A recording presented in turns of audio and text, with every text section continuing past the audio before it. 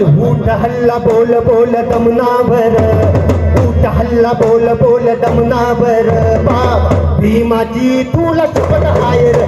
चल उठ हल्ला बोल बोल दमनावर, भीमाची तुला शपथ आहे रे. चल उठ हल्ला बोल बोल दमनावर, भीमाची तुला शपथ आहे रे.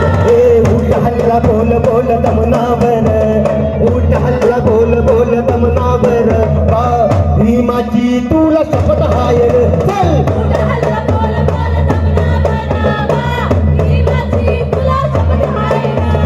उठ हल्ला बोल बोल दमनावर, भीमाची तुला शपथ आहे रे. हा हल्ला कशासाठी बोलायचा आहे तुम्हाला माहिती आहे? नांदेडमध्ये आपल्या एका बांधवांचा खून करण्यात आलेला आहे माहिती आहे? सक्षम ताटे नावाच्या पोराला बेदम मार, सक्षम ताटे नावाच्या पोराला गोळी झाडून मारून टाकण्यात आलं. का मारून टाकण्यात आलं माहितीये? कारण त्यानं एका उच्च वर्णीय मुलीवर प्रेम केलं होतं.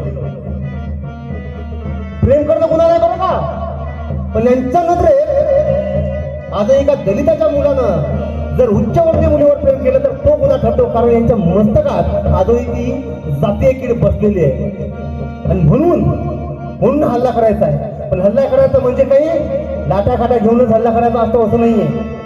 बाबासाहेबांना लाठी आणि काठीपेक्षा खूप मोठं शस्त्र आता हातात दिलेलं आहे आणि ते शस्त्र म्हणजे पेन आहे, ते शस्त्र म्हणजे पुस्तक आहे, ते शस्त्र म्हणजे विचार आहे. आजची लढाई बदलली आहे म्हणून म्हणायचं आहे उठ हल्ला बोल बोल दमनावर, उठ हल्ला बोल बोल दमनावर, भीमाची तुला शपथ हाय रे. चल